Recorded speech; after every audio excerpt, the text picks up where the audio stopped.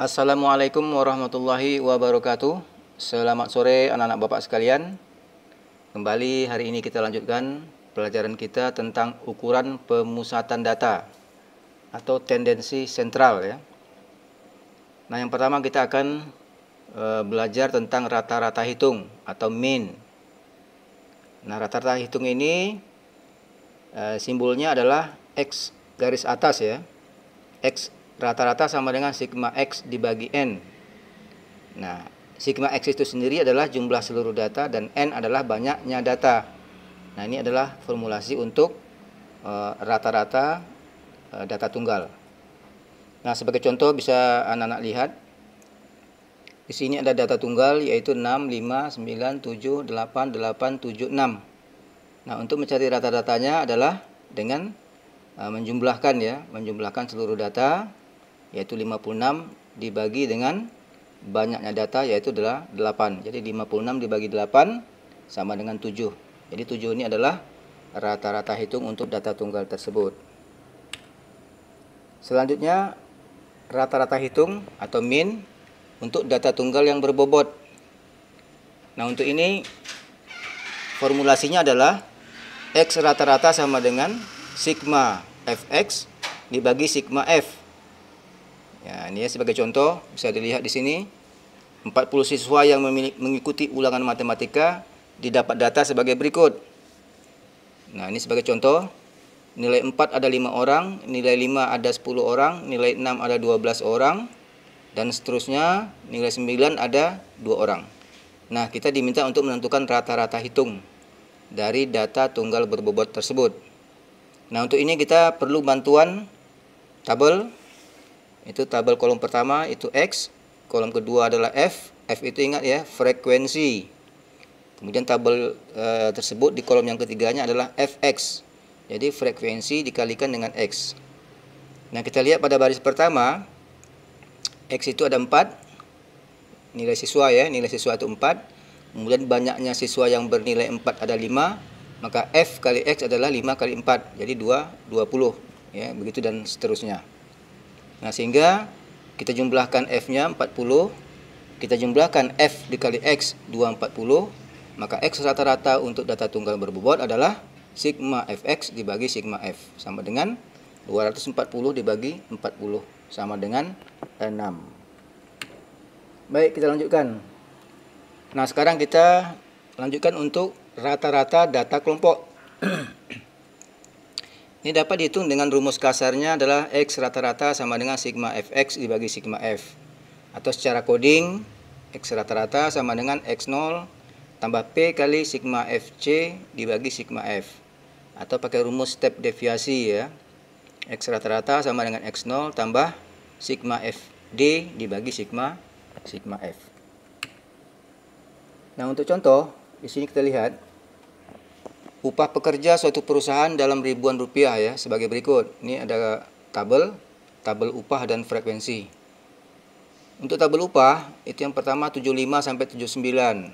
Frekuensinya ada 2. 80 sampai 84, frekuensinya ada 3 dan seterusnya. Upah 105 sampai 109, frekuensinya ada 1. Nah, kita diminta untuk menentukan rata-ratanya. Baik, untuk menjawab persoalan tersebut, maka juga kita membutuhkan bantuan tabel. Kita susun kembali tabel upah, kemudian X ya. X ini apa? X ini adalah nilai tengah ya. Nilai tengah dari kelas tadi, kelas upah tadi ya. Kemudian F ini adalah frekuensi. Kemudian F kali X ya, itu kita kalikan frekuensinya dengan X-nya itu. X tadi adalah nilai tengah. Oke, sebagai contoh di sini kita lihat bahwa di dalam tabel untuk upah yang kelas pertama itu 75 sampai 79. Ya kan, 75 sampai 79 kan ada 2 orang ya, berarti F-nya 2. X-nya itu adalah nilai tengah. Nilai tengah antara 75 sampai 79 adalah 77. Kemudian Fx adalah F dikali X, berarti 2 dikali 77, berarti 154 dan seterusnya. Nah, setelah itu kita jumlahkan F dapat 40. Kemudian F dikali X hasilnya setelah dijumlahkan adalah 3690. Nah, maka X rata-rata sama dengan sigma Fx dibagi sigma F. sama dengan 3690 dibagi 40 sama dengan 92,25. Oke, ada cara kedua, nanti silakan dicoba. Juga ada cara yang ketiga, silakan dicoba, kemudian nanti dipilih mana yang lebih mudah bagi anak-anak sekalian. Kita lanjutkan. Berikut kita akan belajar tentang median ya, median atau nilai tengah. Median atau nilai tengah, ya, disingkatkan dengan MA. Nah, median ini adalah nilai tengah dari kumpulan data yang telah diurut. Nah, ingat ya, harus diurut terlebih dahulu atau disusun ya, dari data terkecil sampai data terbesar. Nah, sebagai contoh, ini ada data tunggal lagi ya. Tentukan median dari data berikut: 65, 70, 90, 40, 35, 45, 70, 80, 50. Ini data tunggal. Ya, kenapa disebut dengan data tunggal? Karena belum kita kelompokkan ke dalam kelas ya, dan jenisnya. Oke. Nah, data tersebut kita urutkan dulu dari yang terkecil. Berarti kita urutkan dari yang paling kecil berapa? 35 ya. Berarti 35, 40, 45, 50, 65, 70, 70 lagi, 80, 90 yang maksimum kan. Nah, kemudian nilai tengah atau median tadi adalah 65, ya kan? Perhatikan sebelah kiri dan sebelah kanan, ya, jumlah datanya sama dan nilai data tengah itu disebut dengan median ya. Berarti median dalam soal ini adalah 65. Baik. Itu tadi untuk data kelompok. Sekarang kita mencari median untuk tadi untuk data tunggal, maaf. Nah, sekarang kita lanjutkan untuk median data kelompok. Nah, median untuk data kelompok, formulasinya adalah ME sama dengan B tambah P kali, dalam kurung ya, N/2 dikurang F besar dibagi F kecil, tutup kurung. Nah, di mana B itu adalah tepi bawah kelas median. Ingat ya, tepi bawah kelas median. P itu adalah panjang kelas, N adalah banyaknya data, F besar itu adalah jumlah frekuensi sebelum kelas median. Nah, ingat ya, jumlah frekuensi sebelum kelas median itu simbolnya F besar. Dan F kecil itu adalah frekuensi kelas median. Nah, langsung pada contoh. Di sini tentukan median dari data berikut ya. Upah dan frekuensi ini diketahui ya. Untuk upah di kelas pertama itu 75 sampai 79 frekuensinya 2. Kemudian upah 80 sampai 84 itu frekuensinya 3 dan seterusnya. Upah 105 sampai 109 itu frekuensinya ada 1. Berarti frekuensi total berapa? 40 ya. Nah, mari kita jawab sama-sama. N diketahui 40. Kemudian median tadi terletak pada kelas keberapa itu? Kelas 90 sampai 94. Kemudian B-nya berapa? B-nya itu adalah tepi bawah ya, tepi bawah kelas median. Tepi bawah kelas median. Median tadi berapa? 90 sampai 94 ya. Jadi berarti tepi bawahnya adalah 90 dikurangi 0,5 ya. Maka B adalah 89,5. Kemudian P-nya berapa itu panjang kelas? 90 sampai 94. 90 sampai 94 itu kan 5 ya. Kemudian F besar tadi adalah frekuensi sebelum frekuensi sebelum kelas median. Nah, kita lihat di tabel itu frekuensi sebelum kelas median itu 2, 3, 7 ditambahin hasilnya 12. Kemudian F kecil itu adalah frekuensi pada kelas median. Nah, pada tabel dapat kita lihat frekuensi pada kelas median adalah 13. Kita masukkan kepada formulasi, ya, kita selesaikan. Hasil akhirnya adalah 92,58. Jadi 92,58 ini adalah median ya dari data kelompok pada soal contoh tersebut. Kita lanjutkan. Modus atau nilai yang sering muncul. Disingkatkan dengan MO ya, disimbolkan dengan MO, modus, yaitu nilai yang sering muncul. Nah, kita mulai dengan modus untuk data tunggal. Kita langsung kepada contoh. Tentukan modus dari data berikut.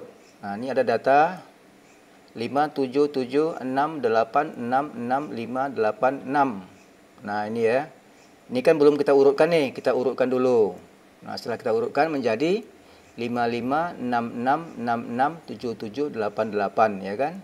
Nah, kan lebih jelas tuh nilai yang sering muncul ya kan. Nilai yang sering muncul adalah 6 ya kan, karena 6 itu munculnya 4 kali ya.